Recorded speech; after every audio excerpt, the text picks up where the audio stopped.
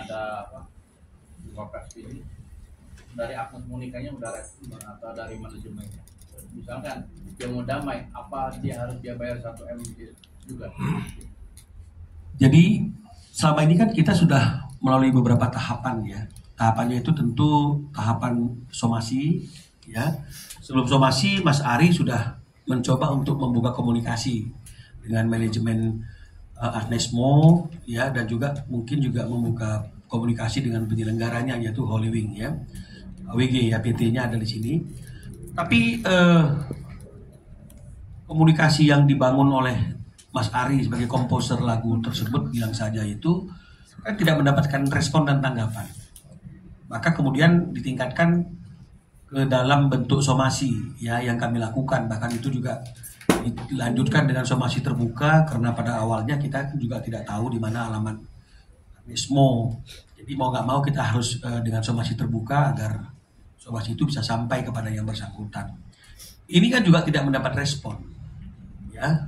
Saya tidak ngerti ya, tidak juga ingin sujon atau a priori, tapi apakah memang karena memang tidak ada etikat baik dan tidak menghargai komposer, atau karena masih terpasung dengan pendapat bahwa tidak perlu penyanyi itu memintakan izin kepada penciptanya, urusannya dengan LMK saja cukup misalnya ya, atau bayar kemudian cukup misalnya seperti itu.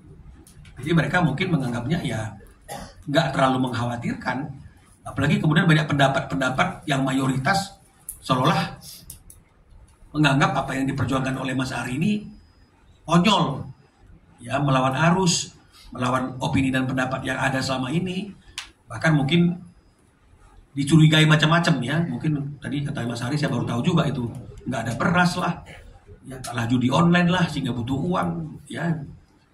Tapi itulah yang membuat kita akhirnya melangkah kepada lembaga yang lebih tinggi, tempat kita untuk memperjuangkan sebuah keadilan, yaitu di pengadilan niaga.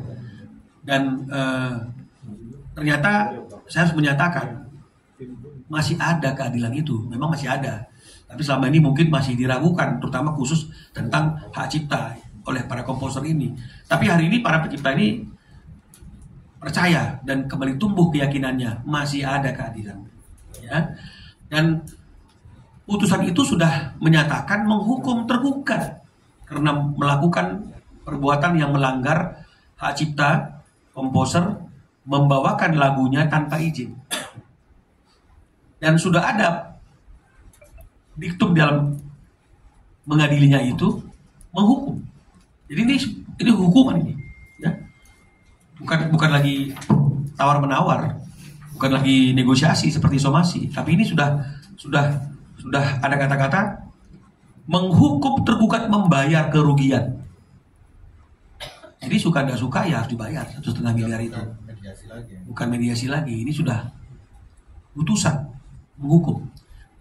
Nah, pertanyaannya bagaimana nih kalau misalnya Arnesmo atau tergugat tidak ingin melaksanakan pembayaran itu, ya mungkin dia seperti yang tadi saya katakan melakukan upaya hukum lanjutan.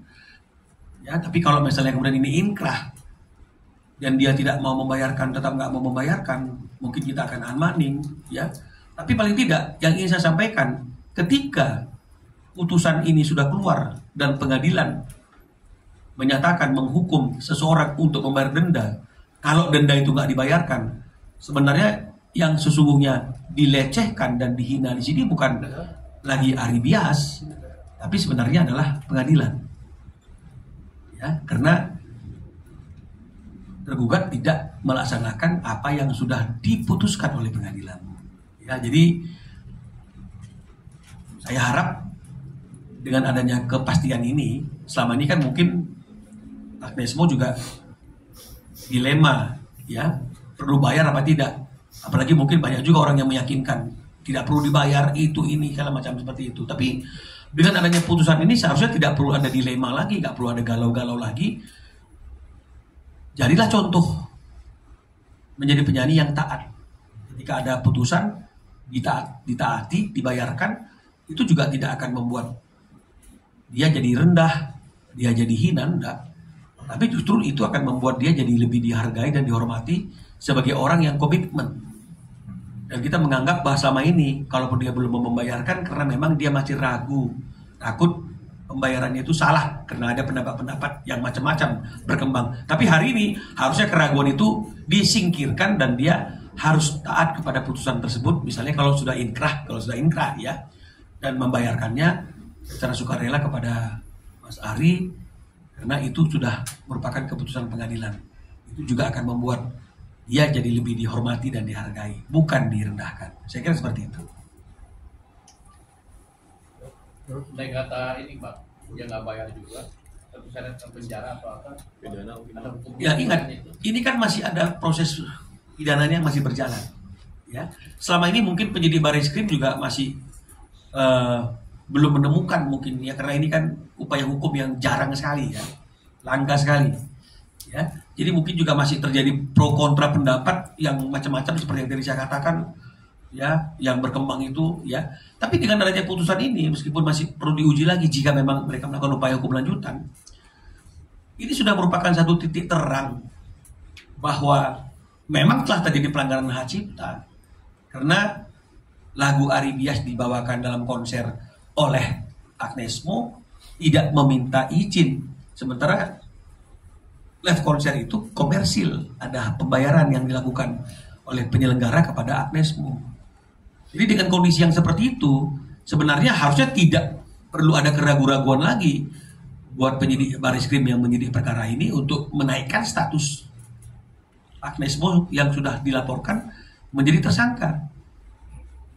Dan tentu ya berjalanlah proses hukumnya sesuai dengan apa yang diatur dalam pasal 113 itu tentang hukuman penjara dan sebagainya. Tapi kalau misalnya kemudian ada itikat baik di tingkat Barreskrim itu ada yang namanya retroaktif justice kan begitu ya, dan kemudian dia melaksanakan isi putusan dengan membayarkan dendanya, maka mungkin itu bisa Ari Bias mungkin loh ya, karena bukan saya mengambil keputusan tapi Ari Bias memaafkannya dan kemudian mungkin mencabut laporannya kan begitu ya Mas Ari ya.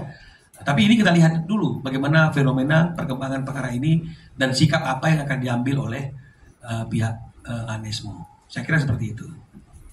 Ada pertanyaan lain ya?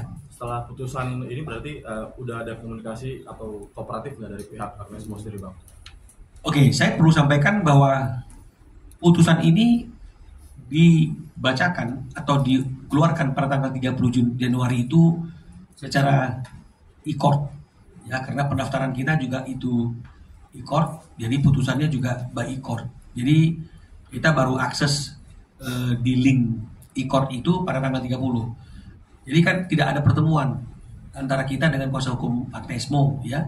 Saya juga tidak tahu, tapi harusnya mereka juga pasti sudah buka sistem untuk mengetahui hasilnya dan saya kira seharusnya mungkin dia juga sudah tahu. Belum ada komunikasi karena mungkin masih didiskusikan apakah menaati isi putusan atau mungkin ingin melakukan upaya lanjutan karena masih ada satu peluang lagi kasasi, yaitu hak mereka. Tapi seperti yang tadi kami yakinkan dan bicarakan, membaca pertimbangan hukum hakim ini, kami yakin bahwa Mahkamah Agung juga pasti akan sependapat dengan apa yang diputuskan oleh pengadilan niaga di tingkat pertama. Tapi nggak apa-apa, kita hormati setiap upaya hukum yang dilakukan oleh siapapun, termasuk oleh Agnes Mo yang mungkin ingin menaik ke kasasi. Nah, jadi belum ada komunikasi, ya. Jadi mungkin masih dipikirkan dulu, dipertimbangkan dulu, kan begitu ya plus minusnya, ya. Tapi kalau saya sih harusnya salut ya, kalau misalnya kemudian putusan ini ditaati, ya. Ini akan menjadi contoh juga, ya, menjadi pionir dalam penegakan hukum yang berkaitan dengan hak cipta. Saya kira seperti itu. Mungkin buat Mas Ari Bias nih, dengan huru hara gini kan ini pertama kali juga Mas dalam hidup mungkin merasakan hal kayak begini. Mungkin kayak trauma juga nggak sih untuk kedepannya masih tekan lagu buat atlet yang lain atau seperti apa? Mungkin ada milih-milih juga atau mungkin harus ada kontrak yang jelas atau seperti apa Mas? Nggak ada sih, nggak ada traumatik itu nggak ada. Cuman kan saya memahami tentang undang-undang hak cipta itu memang nggak dari awal. Dari tahun waktu saya ciptakan lagu itu 2004 itu saya belum mengenal itu undang-undang. Setelah saya tahu di undang-undang itu ada hak-hak pencipta lagu yang harusnya dilindungi, nah makanya saya merasa loh kok selama ini hak saya berarti nggak ada dong gitu, sebetulnya harusnya ada gitu kan. Nah, itu akhirnya setelah saya bertemu dengan teman-teman pencipta lagu, bergabung dengan aksi, jadinya semakin menambah ilmu dan wawasan saya tentang hak cipta. Akhirnya saya mencoba untuk men-scanning lagu-lagu saya ini di mana aja nih gitu. Terus akhirnya ya terjadilah konser yang kemarin itu. Dan itu pun konser itu saya sudah surati pihak manajemen secara langsung, belum ketemu Bang Minola belum. Saya secara langsung sudah meminta royalti ya, karena selama ini dari LMKN juga nggak ada royalti. Jadi saya meminta langsung ke pihak manajemen Agnes, waktu itu sebesar 15 juta. Saya mintanya kan, tapi kan nggak digubris, nggak dikasih ya kan. Ya udah, akhirnya saya tunggu apakah saya dapat terima dari LMKN. Mungkin dari LMKN mereka bayar gitu ya. Ternyata setahun kemudian saya tanya ke LMKN, nggak bayar juga. Akhirnya saya konsultasi dengan Bang Minola, begitu ceritanya. Tapi kalau traumatik membuat lagu sih enggak, saya tetap berkarya kok. Baru kemarin saya keluarin single juga. Dan saya sekarang mungkin lebih banyak produksi sendiri aja. Jadi nggak jual-jual lagu lagi gitu kayak dulu gitu. Saya produksi sendiri, saya cari artisnya, saya suruh nyanyiin lagu saya gitu. Jadi kerjasamanya berjalin dengan baik gitu. Berarti bisa bilang mengantisipasi hal-hal yang sebelumnya ini, Mas. Ya kalau ada yang mau pakai lagu saya mau bayar ya nggak apa-apa juga, boleh aja. Sebenarnya nggak perlu diantisipasi. Undang-undangnya udah jelas sebenarnya. Jadi kelihatannya meraut ini kan karena pemahaman undang-undangnya yang mungkin suka tidak tepat. Kan gitu ya kira-kira. Jadi ada banyak pendapat gitu ya. Dan semua menganggap pendapatnya benar gitu loh ya. Padahal seperti yang tadi saya katakan mungkin itu karena kebiasaan kan gitu ya. Karena kebiasaan. Terus kemudian dianggap benar. Padahal kan jelas di Undang-Undang Hak Cipta itu kan jelas pasal 9 mengatakan pengguna itu harus mendapatkan izin dari pencipta jika ingin menggunakan ciptaannya untuk kepentingan komersil. Jadi kepada siapa minta izinnya? Ke pencipta. Itu yang paling utama karena pencipta itulah pemilik karya cipta. LMKN bagaimana? Dia mendapatkan kuasa dari pencipta.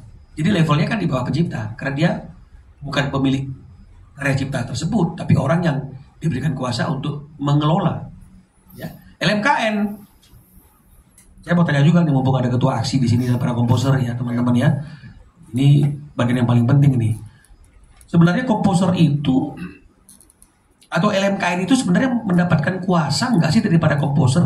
Kok sekarang mereka berkoar-koar tentang hak mereka atas karya cipta? Sebenarnya mereka tuh ada hak nggak, Mas? Mas begitu, terima kasih. Nah, ini yang sebenarnya perlu kita luruskan ya. Jadi para pencipta lagu, teman-teman komposer ini sebenarnya kita menguasakan karya kita untuk dipungut royaltinya atau dikumpulkan royaltinya oleh suatu lembaga yang namanya Lembaga Manajemen Kolektif. Ini menurut sesuai dengan Undang-Undang Hak Cipta nomor 28 tahun 2014. Dan di situ juga kita memberikan kuasa kepada LMK saja. Namun sesuai dengan dirilisnya atau diterbitkannya PP 56 tugas dan pekerjaan dari LMK ini diambil alih oleh LMKN dan diambil alih termasuk juga hak-hak dari para pencipta. Nah ini sebenarnya bertentangan sekali karena kami tidak pernah memberikan kuasa kami kepada LMKN. Tapi kalau menurut LMKN itu adalah disebut sebagai hak atribusi menurut mereka seperti itu. Dan mereka tidak mau bertanggung jawab kepada para pencipta lagunya. Ketika kami waktu itu sempat mengirimkan somasi, 2 kali somasi kepada LMKN untuk meminta transparansi, meminta laporan keuangan selama ini LMKN kepada para pencipta lagu, tapi mereka menolak bahwa mereka bilangnya adalah mereka bertanggung jawab bukan kepada pencipta tapi kepada Kementerian Hukum dan HAM. Jadi ini aneh sebenarnya. Nah, kembali kepada LMK ini kita menguasakan kepada LMK dan itu sebenarnya ada satu hak buat kita juga untuk mengambil alih kembali atau menarik kembali apabila kita merasa kita tidak nyaman atau merasa ada sesuatu hal yang memang tidak membuat kita berkenan kepada apa yang dilakukan oleh MK. Tapi itu pun juga dibantah oleh LMKN bahwa tidak boleh. Di sini seperti yang disampaikan ada LMKN di Instagramnya LMKN pada tanggal 19 Januari 2024 mereka menyampaikan bahwa LMKN sebut tidak perlu meminta izin ke pencipta lagu kalau ingin membawakan lagu orang. Nah, hari ini sudah terbuktikan, sudah terbantahkan bahwa keputusan Hakim Pengadilan Niaga sudah membuktikan bahwa harus ada izin kepada para pencipta lagu. Tapi kenapa LMKN mengklaim sebut tidak perlu meminta izin kepada pencipta lagu? Ini melanggar Undang-Undang Dasar 1945 pasal 28H ayat 4 loh. Bahwa tidak boleh ada yang mengambil alih hak milik termasuk hak para pencipta lagu dengan sewenang-wenang. Ini sewenang-wenang LMKN. Sewenang-wenang bahkan oleh negara pun. Kalau mereka selalu mengklaim, mereka berkuar-kuar bahwa mereka adalah lembaga bantu pemerintah. Dan berarti kalau mereka lembaga bantu pemerintah, mereka harus ada yang membiayai. Mereka mengklaim mereka tidak dibayar pemerintah. Berarti dari mana pembiayaannya? Ya dari royaltinya para pencipta lagu yang mereka kumpulkan selama ini. Nah, ketika kami minta transparansi, itu tidak pernah diberikan ya Bang ya. Bang Minola selaku kuasa hukum dari aksi, kita sudah mensomasi kepada LMKN 2 kali. Ternyata mereka tidak mau memberikan laporan pertanggungjawaban itu. Jadi saya rasa cukup ya Bang. Jadi kalau memang tidak pernah diberikan kuasa ini Mas Badai kepada LMKN, apakah keberadaan LMKN itu bentuk intervensi pemerintah atas kekayaan intelektual komposer atau seperti apa ini Mas? Apakah memang LMKN itu keberadaannya itu memang sesuai dengan maksud dari Undang-Undang Hak Cipta? Ya, jadi sebenarnya kalau yang tadi dibilang sama Ketum ya, bahwa kami sebagai pencipta lagu itu adalah melakukan kesepakatan ya, perjanjian ya dengan LMK, di mana semua pengelolaan itu adanya di tangan mereka. Pengelolaan ya, bukan penentuan. Nah, tapi jangan lupa juga bahwa di dalam perjanjian dalam LMK, bahwa apa yang sedang disepakati tidak boleh mengambil hak sepenuhnya daripada pencipta. Jadi tetap itu penentunya adalah pencipta lagu. Sekarang kan yang menjadi rumor yang beredar adalah semuanya tergantung daripada LMKN. Padahal pencipta lagu tidak pernah ada kesepakatan, ini yang berhubungan dengan LMK ya, tidak pernah ada kesepakatan dengan LMKN. Jadi ini perlu dipertanyakan bahwa kalau kami mempertanyakan ini dengan LMK, itu adalah sebuah kewajaran dan sebuah kebenaran karena kami melakukan perjanjian dengan LMK dan kami juga meminta pertanggungjawabannya dengan LMK. Tapi kalau tiba-tiba ada LMKN, ini artinya sudah bias ya, sudah bias. Nah, jadi kalau sudah bias berarti segala sesuatunya harus dipertanyakan kembali. Menurut kami ya, sekarang sudah waktunya pencipta lagu bisa melakukan pembayaran langsung, yaitu direct licensing. Sementara di luar negeri pun beberapa negara-negara besar itu juga sudah melakukan ini, teknologi ini, gitu ya. Jadi sebenarnya tidak lagi memerlukan adanya perantara-perantara seperti ini. Kenapa? Karena laporannya pun ya terakhir di 2022 ya Ketum ya. Itu tidak sampai 1%. Jadi hanya 0,5%. Ya, berdasarkan data itu hanya penarikan penarikan performing rights itu hanya mencapai 900 juta. Ini kan menjadi tolak ukur yang menurut kami ini perlu dipertanyakan. Jadi dari masalah ini kami ingin supaya sudah saatnya kita harus menjalankan direct licensing karena itu adalah real time, akuntabel, transparan dan pencipta lagu bisa menerima langsung pada saat jam, detik, menit ketika lagu itu dipakai. Itu Bang. Ya, jadi kalau begitu tadi apa yang ada di akun Instagramnya ya, LMK mengatakan tidak perlu meminta izin, ini bertentangan dengan undang-undang. Nah, harusnya dijelaskan yang mana yang nggak perlu minta izin asal dibayarkan. Itu kan ada kan kayak penyiaran radio kan nggak mungkin mau disiarkan izin dulu, tapi kan tidak boleh digeneralisasi seperti ini.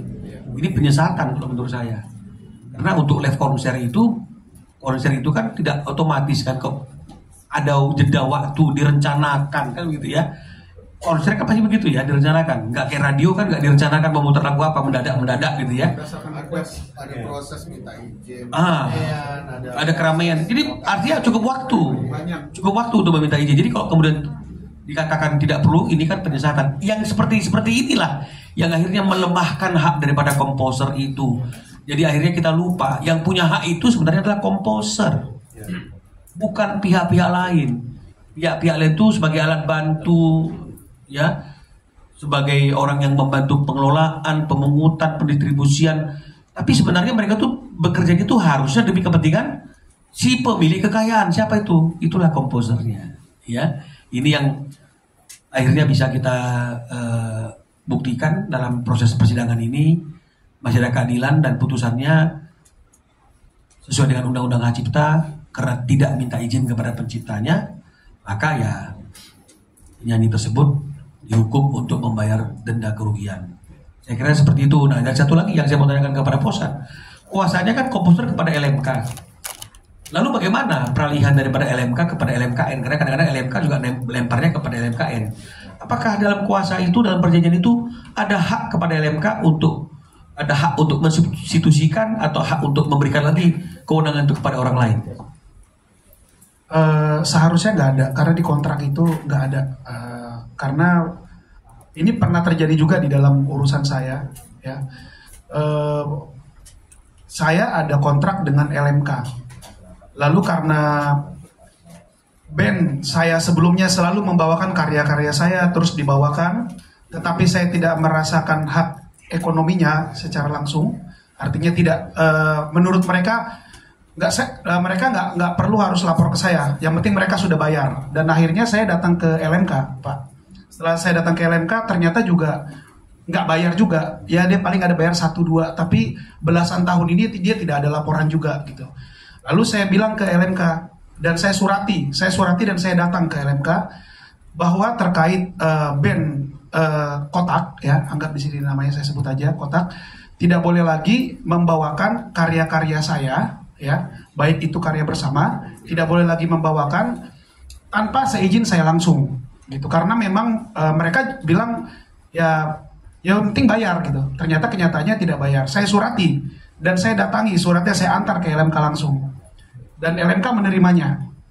Saya sebut aja pada waktu yang menerima itu namanya Pak Medi, dan di situ ada juga siapa namanya yang sebelumnya itu Bang Ciko, dan juga ada Bang Maki Ungu di situ. Saya sebut aja karena memang saya sudah datang. Dan saya nggak tahu kenapa sampai sekarang mereka masih membawakan. Jadi saya sebagai pengarang lagu itu saya merasa tidak surat saya itu tidak diindahkan gitu. Terkait tadi di dalam kontrak itu tidak ada tuh, Pak. Tidak ada. Jadi gini dia.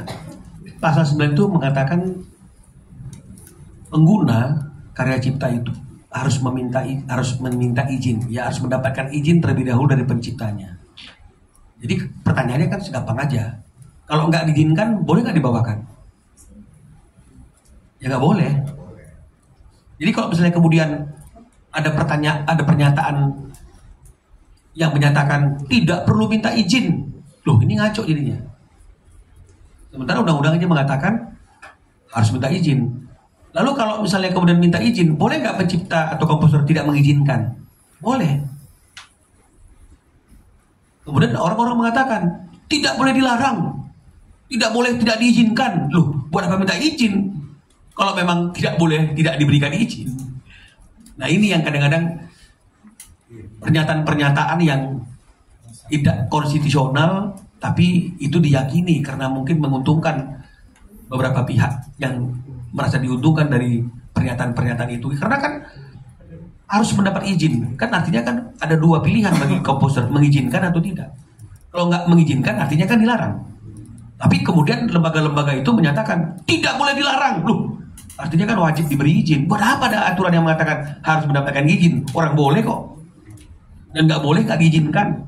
Nah, otomatis nggak boleh dibawakan. Nah, jadi ini yang kita harus kembalilah kepada aturan yang sesungguh dan sebenar-benarnya, bahwa Undang-Undang Hak Cipta itu dibuat dan dilahirkan kan untuk melindungi kepentingan penciptanya, ya. Jadi saya kira seperti itu. Nah, kenapa para komposer ini kemudian akhirnya teriak-teriak untuk haknya itu? Karena mungkin mereka merasa bahwa mereka tidak mendapatkan hak itu sesuai dengan apa yang seharusnya mereka dapatkan. Diberikan kuasa kepada LMK untuk memungut dan diharapkan makin tertib dan makin tercatat dan makin banyak yang bisa dipungut dan makin banyak yang bisa didapat dari penggunaan karya cipta tersebut. Malah sebaliknya, ini yang mungkin yang terjadi.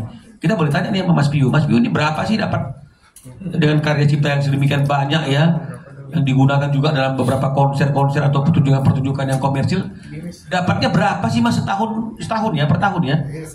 Mungkin 1 miliar ada Mas, berapa Mas? Ini teman-teman media udah banyak yang tahu mungkin. Jadi saya itu dapat royaltinya 125.000. Ini sesuai dengan laporan ini. Nanti kalau mau di capture boleh. 28 Agustus 2024 laporan dari LMK UAMI. Dikirim ke Bank Buana Indonesia 62 sekian Satrio Yudiwano 125.782 rupiah. Jadi wajar kalau umpamanya di sini Mas Ari Bias, kalau Mas Ari Bias sama sekali tidak ada ya Mas ya, laporan nol. Tidak ada laporan dari LMK maupun LMKN. Jadi kenapa Mas Ari Bias berusaha untuk memperjuangkan hanya lagunya sudah dipakai ribuan kali, nggak dapat duit. Sedangkan yang membawakannya kan dapat duit, membawakannya dan juga yang penyelenggara juga dapat duit semuanya. Seperti yang tadi saya sampaikan bahwa dalam sebuah konser pertunjukan di Indonesia saat sekarang ini teman-teman, hanya pencipta lagu yang tidak mendapatkan 1 peser pun ibaratnya dalam sebuah konser. Dan ketika konser itu selesai, semua dibagi, kru dibayar, yang bagian bawain kopi, yang bagian kamera, foto, semua ada bagiannya, ada bayarnya. Cuman pencipta lagu yang tidak. Dengan dalih dari LMKN bahwa tidak perlu meminta izin ke pencipta lagu kalau ingin membawakan lagu orang. Ini sebuah penyesatan yang salah karena memang terbukti hari ini kita menyampaikan bahwa ada putusan hakim dari Pengadilan Niaga menyatakan bahwa salah pernyataan itu. Jadi memang putusan ini menyatakan bahwa pencipta lagu, penyanyi atau yang ingin membawakan lagu atau karya musik para pencipta lagu harus meminta izin kepada pencipta lagu. Terima kasih. Ada pertanyaan lagi Mas? Ya, ke Mas Pio ini kan baru satu dari sekian banyak komposer yang menggugat penyanyi atas hak cipta ya. Terus sebagai pengurus aksi Mas Pio, kedepannya mungkin bisa dibuat win-win solution seperti apa sih Mas Pio agar kasusnya Mas Ari Bias ini tidak terulang kembali ke depan. Jadi jalan tengahnya apa gitu. Jadi mungkin ada kesepakatan antara gimana supaya memang kejadian ini tidak terulang lagi. Jadi solusinya gampang banget. Menyelesaikan masalah ini gampang banget, yaitu digital direct license. Apa itu? Yaitu sebuah cara untuk mengajukan lisensi seperti yang dilakukan di luar negeri. Tapi ini tidak mau dilakukan atau tidak ingin dilakukan oleh LMKN. Kenapa? Karena ini sangat transparan. Karena begitu satu penyelenggara acara ingin menyelenggarakan acara, dia harus mengajukan lisensi dulu. Lisensi kepada para pencipta lagu, dan ini akan terkonek secara sistem ya, secara digital, secara online yang real time, langsung minta izin, langsung notifikasi, dan ketika izin sudah diberikan berarti penyelenggara boleh menjalankan acara. Sebenarnya itu aja, simple banget. Dan kalau sudah mendapatkan lisensi, nanti izin keramaian akan dikeluarkan. Dan itu kita udah menyiapkan sistemnya, tapi ditentang terus oleh LMKN karena mereka ingin tidak transparan. Karena tujuannya adalah diolah dulu semua datanya kan. Saya nggak perlu berhati-hati dalam ngomong karena ini kenyataan bahwa ini tujuannya adalah tidak transparansi, adalah sebuah keinginan, sebuah kemauan yang dilakukan oleh orang-orang yang memang ingin berusaha untuk mengambil keuntungan dari hak dari para pencipta lagu. Jadi solusinya adalah direct license, digital direct license, karena yang selama ini dilakukan oleh LMKN, mereka tidak kompeten untuk menjalankan ini, tidak kompeten untuk mengumpulkan royalti, tidak kompeten untuk mendistribusikan royalti dengan benar.